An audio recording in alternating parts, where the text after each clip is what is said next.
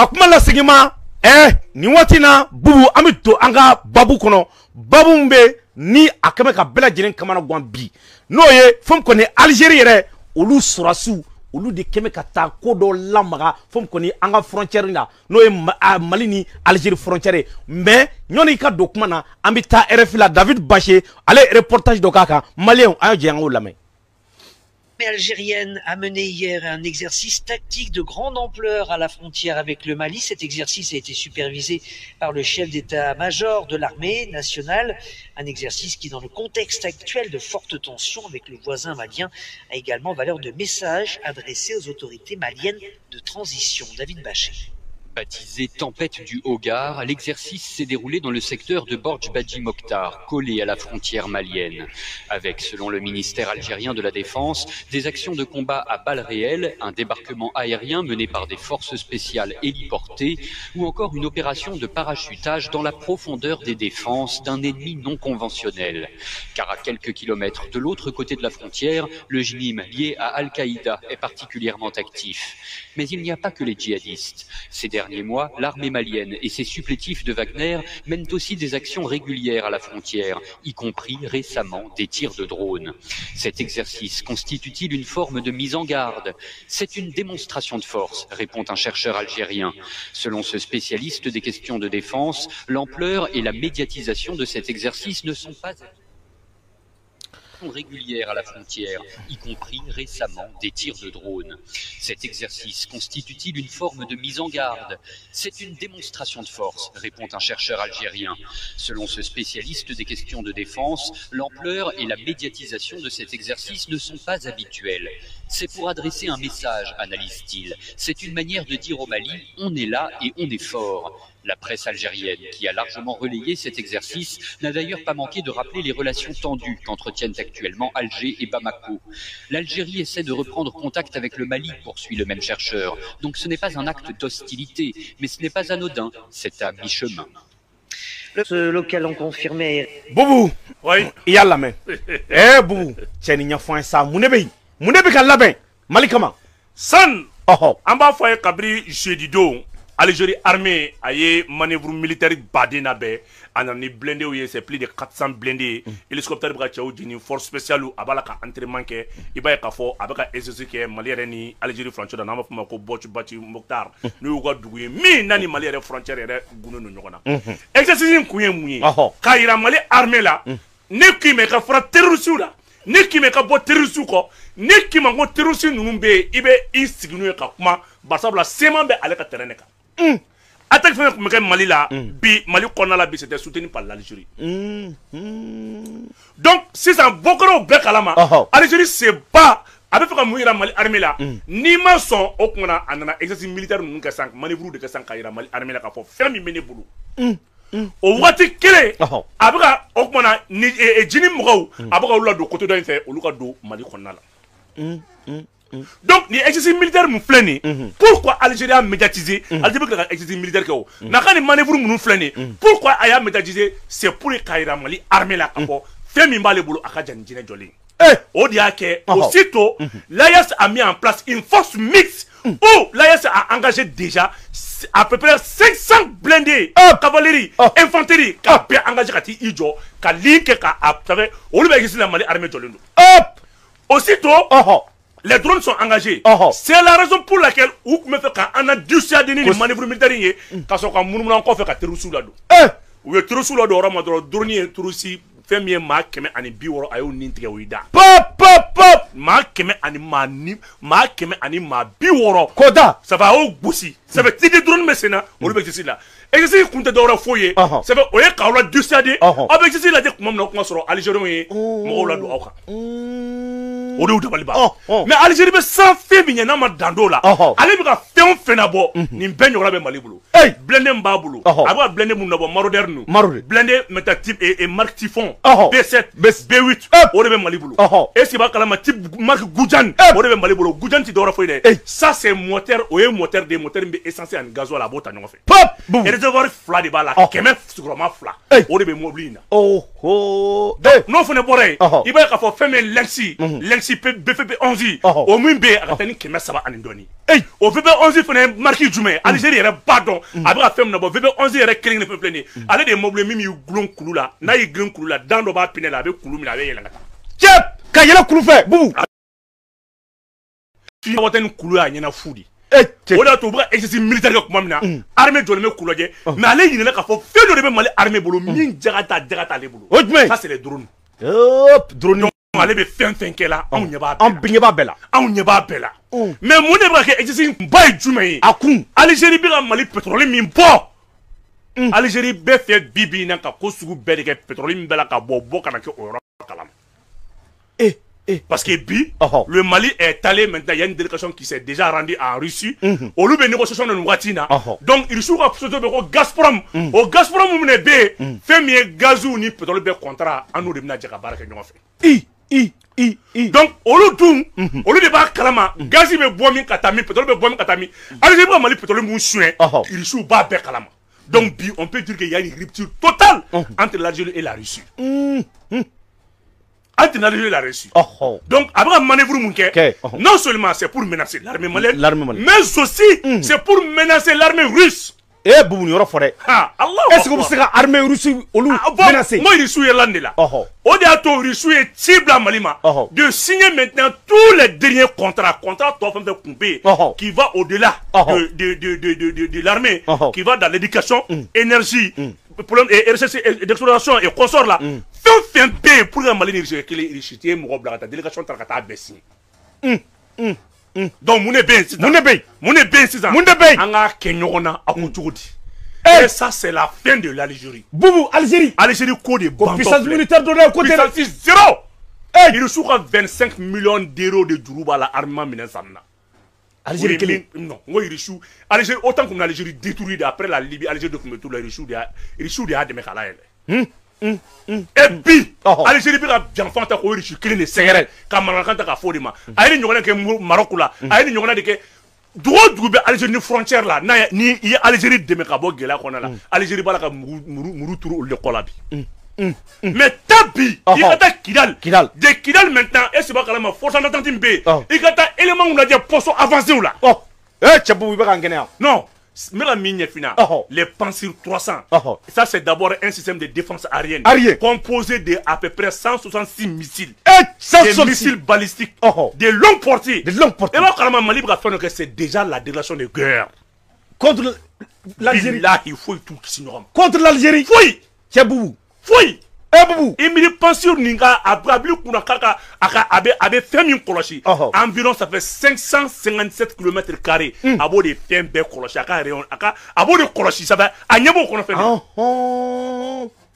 donc sans compter encore an ka radar de génération minnu fɛnɛ bɛ yen donc Mali y'a ni Algérie frontière armée fo k'a surarmée o kɔrɔ b'a jira Algérie bɛ ka diɲɛ fɛn fɛn kɛ sisan frontière la a ɲɛ b'a bɛɛ la o t'a bannen o contrat mun taara signé non seulement les Russes ont envoyé u ye o kumana fɛn min 15 hélicos de dernière génération u y'o de bila ka na Kɔsanani na parce que l'armée malienne a créé 4 brigades d'intervention rapide et chacune des brigades est composée de 4 hélicos d'intervention rapide o kɔrɔ b'a jira ko mana kɛ sisan olu ye force minnu bɛ yen seulement minnu bɛ yen les 4 brigades là a kelen fɛn fɛn bɛ yen avion militaire les hélicoptères minnu bɛ se cɛ ta k'a fili minnu b'u to ka bunteli kɛ o naani de b'a brigade kelen bɛɛ bolo cɛ o naani de b'a brigade bɛɛ bolo donc c'est pour te dire que Algérie ka manœuvre militaire ni RFI bɔra k'a fɔ ni a k'a bila kunna i ma RFI b'a fɔ ko o b'o senna tuma min na ko waati kelen ko Wagner ni Mali armée bɛ ka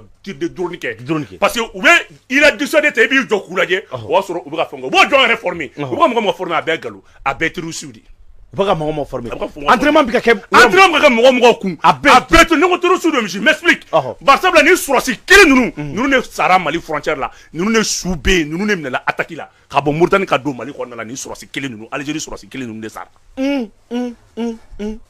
nin tɛ ka bin kan k'an bolo fɛn suɲɛ san 60 Mali min ye Algérie ka indépendance assurée san 60 o y'a sɔrɔ Moussa Traoré était lieutenant Moussa Traoré de tun bɛ position avancée la Algérie Mali territoire Tombouctou ni Gao de tun ye Algérie ka poste les derniers postes les bases arrière de l'Algérie Bouteflika b'a kalama a bɛ tiɲɛ so Moussa Traoré kun bɛ arme acheminé Irisiw bɛna arme jigin Mali de la Moussa Traoré kun bɛ arme acheminé k'a donner ka taa di Bouteflika ma u bɛ se ka taa combat engagé o Algérie de filɛ tan o Algérie de filɛ tan o Algérie de filɛ tan o de bɛ ka janfa siraw kama o Algérie de filɛ tan Algérie min en 1962-63 la France était le deuxième partenaire du Mali après la Russie mais mun y'a kɛ Faransi yɛrɛ ma yafa Mali ma mun ye Mali yɛrɛ ko goya Faransi parce que Mali ye Algérie dɛmɛ ka Algérie ka indépendance sɔrɔ parce que i b'a dɔn ko Faransi kun mɔgɔ tɛ anw na o Faransi kun mi ka miser Algérie de kan parce que Faransi kun ɲɛ b'a la Algérie bɔtɔ foyi kun tɛ Algérie bolo ale bolo Mali de Algérie dɛmɛ ka Algérie ka indépendance sɔrɔ c'est ça c'est d'abord le premier facteur de la rupture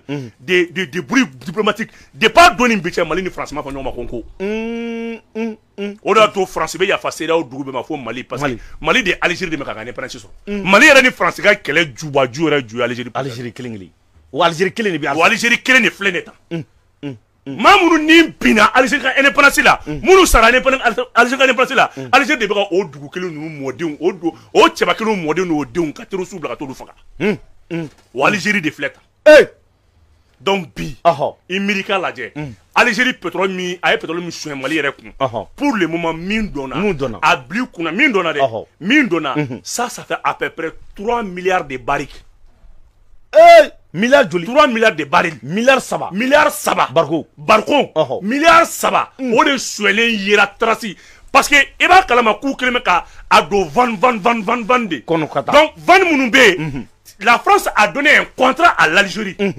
Algérie de bɛ gazoduc min b'a bolo contrat min b'a bolo ani Union européenne ni ɲɔgɔn cɛ o de contrat fɔlɔ o de tun ye gazoduc ye min bɛ taa Espagne kosɛbɛ kelen bɛ taa Italie maintenant o pipeline mun bɛ yen anw bɛɛ sigilen bɛ o de y'a kɛ Barkhane b'a fɔ yɔrɔ dɔ ma ko zone de tampon ko Bamako Mali sɔrɔsiw kana se Diawolo temps kɔnɔna la est-ce que b'a kalama u ye vanw ta ka baara kɛnɛ k'a di Algérie ma o ye dɔw ka étude fɔlɔ k'a fɔ ko Algérie bɛ ka Mali pétrole suɲɛ il y a 10 ans parce que mɔgɔw b'u ta Barkhane tun bɛ wagati min na Barkhane sera ka van dɔw installer pour que u bɛ pétrole labɔ donc a bɛ fara Algérie ka contrat wari kan mais France de b'a contrôler parce que opération Barkhane bɛ yan France b'a fɔ Mali armée ma aw kana na aw kana se yan donc Mali armée bɛ i to yen France armée de bɛ yen donc Algérie b'a ka installation kɛ ka pétrole sama ka taa o de y'a to dɔw b'a fɔ ko non ko pétrole bɛ ka suɲɛ Mali kɔnɔ ko ça date de 10 ans mais dɔw ko o fana tɛ wagati min na o tuma na fɛn min ye depuis an bɛ 64 Burama la wagati min na depuis o wagati ko Algérie pétrole ni suɲɛli daminɛ mais Irisiw kɔni bɛ min confirmer n'o o ye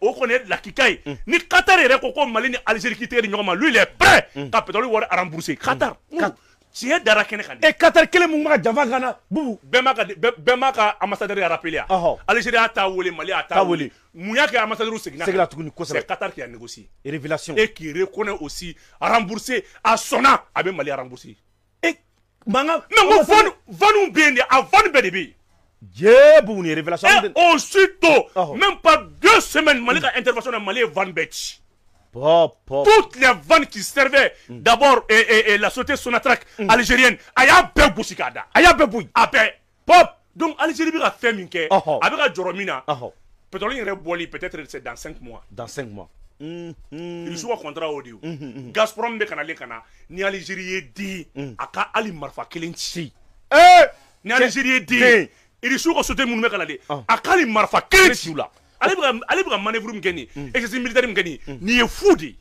o kɔrɔ bɛ an kana siran ça veut dire nin ye fu de ye an kana siran i bɛ mɔgɔ ka fɛn suɲɛ ka tila ka fɔ i bɛ dogo terroriste kɔfɛ et tous les grands terroristes maintenant i ye mun kɛ o don qu'est-ce que Algérie a fait l'autre jour Algérie taara l'otage italien min minɛla le 26 mai ou bien le 19 mai 2022 a minɛla Kucala ça c'est un italien il y a des ka mɔgɔw de taara minɛ fo Kucala kɔsa in na Algérie de négociera o bilali ko la ani Mohamed Ak Intala ale ni Ak Bibi ani Achafu Bouara les Libyens là o taara ka taa olu libération kɛ Algérie avec les serments avec le CSP plutôt tu m'excuses ani CSP mɔgɔw ani ni terroristes o taara libération kɛ Algérie territoire kan en contrepartie de 13 millions d'euros o de y'a to Al-Gabas bɛ communiquer kɛ ko u k'u muɲu k'u ka sabali ko Algérie est en train de chercher de l'argent pour eux ale de ko ten Al-Gabas bɛ kuma fɔ tan o wariw de ɲinitɔ filɛ nin ye parce que Algérie de tun bɛ i y'a de bila ka France ka otages minɛ ka Européens ka otages minɛ donc otages ninnu de bɛ ka bila bi o de bɛ kɛ rançon ye bi pour que wari verser sema mɔgɔw ye donc aussitôt la transition l'autorité de la transition malienne ale fana ka mandat décerné o yɔrɔnin bɛɛ la fɛn min Algabas ak Bibi ka taa bila kuma na Mohamed ak la Intalala ka mɔgɔ bɛ ka mandat décennal bɛɛ contrôler i b'a dɔn Mali y'o kɛ mun na c'est pour cela il est temps que Mali le procureur général la cour d'appel la cour suprême et la bon en un mot les magistrats maliens k'a bɛɛ fo k'a bɛɛ waleɲuman dɔn kosɛbɛ munna u ye mandat kɛ munna n bɛ n'o yɔrɔ ɲɛf'i ye par sabula ni mɔgɔ ninnu de bɛna sigi to ko négociation bubu parce que Algérie b'o baara de la Algérie bɛ ka i cɛsiri hali bi ko fo ka accord respecté ka yafa u ma m'a fɔ ko accord respecté accord bɛ respecté mun par sabula ale bɛ ko kɔfɛ mais maintenant pour que Mali k'a yira Algérie la accord banna o t'a la dɛ i n'anw tɛ sigi diɲɛlatigɛ fɛn foyi ma Mali ye mandat d'arrêt international lancé nin bɛɛ contre la n'i y'a mɛn ni mɔgɔ bɛ sigi i t'a kɔ di a kun ne ni la cour d'appel de Bamako a lancé un mandat d'arrêt international contre Yad Agali si il est vivant, Mahamadou Bari dit Amadou Kounfa si il est vivant, Yad Algabas Intala si il est vivant, Ak Bibi si il est vivant, plus l'autre là j'ai oublié son nom. Ou Woro Wolofla Cheki, où il y a mandat d'arrêt la dada la Bekama. On y cherchait Sigi, tu avais Abba Blagouna pour des enfants tenir. Eh, ni sura si fangari. Ni sura si fangari. Afore, afore. Soro. Kini si Bamako ko accord. Ou be ko Algérie côté. Ni ya mais parce que an Algérie tara ni dossier oni na. Oni ba yi Mali ba yi ka fo ne ni nu te si parce que ne ka mandat bu contrôle la. Donc vraiment ni yoro de l'éliminer transition ka check c'est a de bien transition ka mo ibna do ko Assimi est déterminé. O de to Assimi ba fo yo ko kelem de ko na adam na ko segin ta la. Aya fo de aba fo de bubu Assimi be nu kuma fo. Mo be kuma in flé. Mo be kuma in flé. Ko na ya damine ko segin ko ta la. O ta la. Voilà. Ma kuye ni di. Ka damine Gao, Tombouctou, Kidal ko ko ka yele fo tawdeni. C'est surarmé. C'est surarmé. On a à peu près, on a à peu près 4 escadrilles engagées. 4 escadrilles. Escadrilles 6 avions. Escadrilles 6 avions. 4 escadrilles de Béou. Non. Tiens. Allez, dis-moi, n'a pas d'amaji. Oh, akana korobo. Donc, avec un ennemi, gaz, boli, ni pétrole, boli, c'est une question de semaines, c'est une question de mois. C'est fini. Avec un faka de fin, contrat signé. On a le job de Nali Konasani et Yafoma Bala et Sadio Kamara, l'autre papier ou signé Kana. Ou bien signer un papier. Ou bien avoir un document à semaine ou à mettre un. Oh. Semaine ou à mettre un. Ni manœuvre militaire ne foudou. Foudou. Au quoi il reçoit encore. Il y a des kangas pétroliers, un autre kanga pétrolier. Parce que à terre, on a tant de pétrole bois, il m'a mis fou là. Pétrolier me boit de Djakouya. Ni a mis Algérien chouin, a man chouin. Il m'est abordé où? Eh, pétrole be bolé travail, Algérie va taguer. Comment on a fait Algérie? Algérie n'a pas de. Parce que là, m'a présenté, nous nous croyons qu'il y a pétrole bois. Eh, tiens, vous comment faut qu'on m'avait compris? Bon, ni pétrole de bolé. Il était, au delà que Mali va faire des CFA là. Ni pétrole botoy. Eh, pétrole botoy, me CFA là. E ka dugu dɔ fɔ ko pétrole bɔ dugu min na k'a bɛ monnaie coloniale don a fɔ n ye dɔrɔn a bɛɛ ka monnaie propre b'a yɛrɛ donc Algérie bɛ ka mun bila kun na le Mali a déjà créé une société nationale au SOREM donc k'a fɔ ko Mali bɛna parce que ale kun bolo Algérie ka négociation kɔnɔna la il voulait que an ka Russie bɔ yen an ka contrat di Sonatrach ma kosɛbɛ donc Sonatrach bɛ na ka na pétrole nin bɔ u b'an bolo la so o la a bɛ continuer ka sonyali fɛ a tɛ dɔn Mali ko non contrat fɔlɔ kun bɛ Algérie de bolo 2007 Mali kɔrɔfɛ pétrole boli kun bɛ Algérie de bolo 2007 au 2007 kelen na Algérie de seginna 2009 ka na contrat papier la sigi Mali ma pour l'insécurité k'ale tɛ se ka pétrole in bɔ parce que a kun b'a la k'a suɲɛ il a préféré ka taa terroristes armés ka taa Yadi Agali ninnu former k'olu armé k'olu su a bila anw na mais bi a nimisalen filɛ parce que a fɛn fɛn bɛ an y'a bɛɛ faga k'a ban cɛ donc Algérie kun ka to ani Mali ka partenariat kɔnɔ bonya kɔnɔ karama kɔnɔ i bɛ suɲɛli la wa contrat fɛnɛ kun b'i bolo mais aujourd'hui le Mali a déjà nationalisé Mali ka fɛn bɛ nationalisé donc Mali n'a pas besoin k'a bɛ taa fɛn sous-traiter mɔgɔ wɛrɛ ma i bɛ Mali dɛmɛ compétence mun na o de bɛ f'i ɲɛna i ni Mali bɛ jɛ k'o bɔ i ta ye mun ye donc Algérie kun ma o de dɔn k'ala bɛna fanga da anw ma mun bɛ jɔ a jɔyɔrɔ a bolo k'an bɛ to sous-traitance de la an b'a i b'a bɔ i bɛ 10% da an ma i bɛ taa n'a bɛɛ ye ka fitini d'aw ma voilà o banna o de banna pewu Malien bɛ k'i sigi o de y'a to exercice militaire ni a y'a kɛ a b'a kɛ cogo min na Mali drone dɔ ɲɛ b'a la ça fait quoi i ka manamanakan bɛ kɛ terrain dɔ de cilen don i tɛmɛn'o kan an y'i faga cɛ limite bɛ yen dɛ limite bɛ yen kana dépasser o terrain ba cilen don n'i y'a dépasser i bɛ coup fu la donc on va tout faire rapidement temps perdu tɛ an bɛna taa an ka gaz ni pétrole exploitation daminɛ Gazprom y'i engagé déjà a banna Abana. O da ki riche force de créer ko Africom. Donc olu 24 000 éléments de force russe o de kan ka déployer Sahara kɔnɔna la. Sahara in bɛɛ kɔnɔna la. Sahara bɛɛ kɔnɔna la. Ayi cɛ. E ma Amérique demande ka bɔ France la. A y'a kɛ. A y'a bila en plein vol. Amérique ye France bila en plein vol. Mun don parce que a ye k'a fɔ kɛlɛ min bɛ ka na ale a fɔnte mɔgɔ la. Kɛlɛ min bɛ ka na ale a fɔnte mɔgɔ la fara Russie kalikan ko fɔ ka France dumunikɛyɔrɔ bɛɛ ban. I bɛ dumuni kɛ a kɛra ko denmisɛnnin ɲɛjugu. I bɛ dumuni kɛ mɔgɔ ka so n bɛ taa minɛn ta ka bɔ yen. Ta ka bɔ yen. Cɛ ne t'i kɛlɛ dɛ mais i bɛ dumuni kɛ du o du kɔnɔ n bɛ taa bɛɛ ta. Alahu akbar. France ko banna de pewu. France ko banna. Donc Algérie min ni France bɛ k'i dogo a kɔfɛ. Bi n'i y'a mɛn i b'a fɔ ko gazi bɛ bɔ a tɛ bɔ. Mali yɛrɛ m'a ta bɔli daminɛ de. Banna. Là, c'est juste une question des mois. Pendant peu, au contrôle de baara taara kɛ o délégation de bɛ Russie la olu kan ka segin ka na. Bɛɛ k'i hakili sigi. Bɛɛ k'i hakili sigi. A banna. O manœuvre militaire ni i bɛ ka min ɲɔgɔnna kɛ an bɛ ka o ɲɔgɔnna de kɛ. E bɛ ka manœuvre militaire de kɛ o y'i ka ko de ye. O y'i ka ko y'i bolo. I bɔra ye nin ye. O y'i kungo de ye. O y'i kungo de. Mais n'i ye cɛ ye dɔ ka tɛrɛ dépasser. E ko kɛlɛ la n k'a fɔ n'i ye cɛ ye ka tɛmɛ nin kan. N'i ye cɛ i senni pan dɔrɔn. Tɛmɛ. Fɔlɔ min y'a senni pan olu kɛra fo ye. Algérie ma kuma o. Wa a bɛ nin exercice mun na nin exercice tɛ dɛ formation de c'est pour former les terroristes. A ye nin blindé minnu engagé nin blindé sipiné la. Ale ka nin ye fu de. Nin ye fu de. Cɛ anw ka armée Mali kɔrɔ nin ye fu de. A ka nin blindé ye fu de Mali armée ka Mali ka blindé kɔrɔ. E cɛ bu. A ka nin blindé ye fu de. N'i taara c'est plus de le Mali a engagé plus de centaines de blindés comme ça. A bɛɛ bɛ nin ɲɛ. A bɛɛ capacité ka bon ni tɛ. A bɛɛ VP. Yey a bɛɛ VP11 VP11 lessive VP11 simple marque et des VP maintenant de type Goujan. Ça fait quoi des moteurs min do a b'a fila bɛɛ ta a bɛ gasoil ta a bɛ essence ta. A bɛ susuli kɛ n'a fan bɛɛ. A b'a susuli kɛ n'a fan bɛɛ. Tourelle fila de b'a sanfɛ. Tourelle fila. Maîtresse secondaire fila b'a la. O 17 fila 12,7 mm baliw de don. Dɔw bɛ tasuma wuli. A portée ça fait à peu près 7 km. 7000 mètres.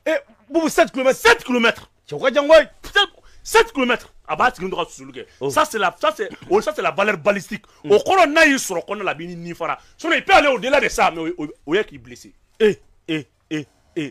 Aïe, boubou, il va aller dire qu'on est blindé, comment il va blinder 3 pneus, 4 pneus. Le Mali a des blindés 12 pneus au début. 12. T'as qui n'est pas quoi. Nous étions c'est Algérie nous coulons un doux quoi. Mais là c'est tout là quoi. Comment tu peux voler un pays? Au bien très bien broco. Il y a pas de délit. Et tu essaies maintenant qu'il peut continuer 10 niveau mina. Et tu vas continuer à soutenir les terroristes. Les terroristes encore. Pour déstabiliser le Mali. Il prend un soin. Voilà il bête doux bête d'accord. Sans que libérer du monde faire soin. Et docrati. Donc sans kabo. Vraiment un bon comment. Donc fina. Au Algérie. A ka manœuvre militaire a kun ye nin de ye an ye meilleure réponse d'a ma parce que o don an ye tir de drone dɔ kɛ a y'i den ka bɛ mɔgɔ min na don an y'olu kɛ furu ye k'o lasegin a ma cɛ ko donc o su d'a ma non mɔgɔ fɛn fɛn ɲɛnama bɛ don o bɛɛ su bɛ ka segin Alahu akbar fɛn fɛn ɲɛnama bɛ ka don o bɛɛ su bɛ ka segin donc ale bɛ ka jɔyɔrɔ kɛ min na pétrole ni gaz in bɔli contrat signé ka ban manœuvre nafa t'a la tugun quoi nafa foyi t'a la o bɛ fu de la a bɛ fu de la Allahu akbar. Donc k'a f'i ye fɛn min ye équipement militaire yɛrɛ ye n b'a dɔn peut-être dans 2 semaines parce que équipement fɔlɔw donna yan n'Ala sɔnna ma an bɛna wuli olu fana réception cɛ o recherche kɛ ka n'o fɔ ma cɛ i b'a dɔn ko bubu i b'u tɔgɔ dɔn ko i ye sɔrɔsiya kɛ sɔrɔsiya jumɛn cɛ bubu bɛ nin tɔgɔ dɔn tugun ne ka min ye fina ni minɛn ka cɛ i bolo i b'a bɛɛ dɔn mɔgɔ b'i se ka kutu ni barama fɔ i bɛ tobili de kɛ bubu ko dɔw yɛrɛ tellement que maa ma sɔrɔ Mali kɔnɔ mun b'i sɔsɔ marifa ninnu dɔnni na fo dɔw yɛrɛ ko k'a dɔw la k'i bɛ nkalon yɛrɛ tigɛ a la yɛrɛ kodɔnbali ko bɛɛ ye nkalon tigɛ o don ni kojugu ma k'i tilela i tɛ ko dɔn i tɛ ko dɔn anw taara Kidali ka na an b'a dɔn Mali fan tɛ an ma se yɔrɔ cɛ i taara gabakurunba in na ka photo ta anw taara fan bɛɛ cɛ maa caman ye kuma caman fɔ la cɛ kelen bɛ se ka kuma Mali kun n'a kun ne de don don bubu o don siga t'a la dɛ sɔrɔsiw sera yɔrɔ ka dan yɔrɔ ma ne de danna ye i ka marifa yɛrɛ mun b'i bolo ala e bɛ se ka marifa in ci dɛ a ka kalansen kelen bɛ n bolo e bɛɛ lajɛ chargeur wɔɔrɔ b'a la cɛ n bɛ mun f'i ye ni kun ye cɛ sɔrɔ kungo kɔnɔ n b'i ka ko nɔgɔya Allah ne bɛ kuma Bamakɔ e bɛ kuma ninnu fɛ yan minnu bɛ kalokɔrɔ fɔlɔ Bamakɔ ne b'u lajɛ armée ma se yɔrɔ si ko ne ma se yɔrɔ min armée Mali armée min sen da yɔrɔ ma k'a ma taa ni ne ka taa ne ɲɛ da yɔrɔ kan cɛ bubu an jɔrɔ la koyi cɛ ni ye min f'i ye o sa bubu n ko mini ninnu da dugumakolo kɔrɔ n ko a b'i kunna orobo fila de bɛ ɲɛ orobo démineur fila bɛ ɲɛ à 50 mètres au beignet, avec mine détectée. Là, j'ai que secret de Gwini. Ne veux pas nous faire. Au robot beignet. non i tɛ siran i tɛ siran ka photo yɛrɛ filɛ ni se ka bɔ jamukan na ni de bɛ dansigi bi an ka jamukan na an b'a ɲini mɔgɔw fɛ u ka janu partager a partager bɛ kɛ sababu ye maa caman bɛ se ka sɔrɔ ni ala sɔnna ma an bɛ ɲɔgɔn sɔrɔ kɛnɛ wɛrɛ kan an b'a fɔ assalamu alaikum warahmatulahi taala wa barakatuhu